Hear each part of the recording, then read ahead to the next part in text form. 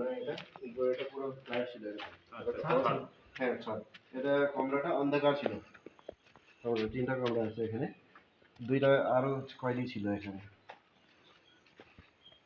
যে মেন নেতাজির সাথে ছিল না, ওনাদেরকে এখানে রাখা হয়েছিল।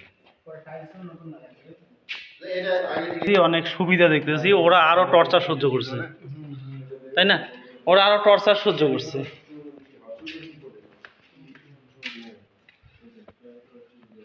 পিছনে কি এগুলো বাথরুম ছিল? পিছনে কি এগুলো বাথরুম ছিল?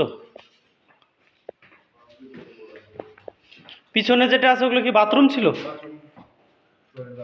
জানলাটা ছিল না, তাই তো?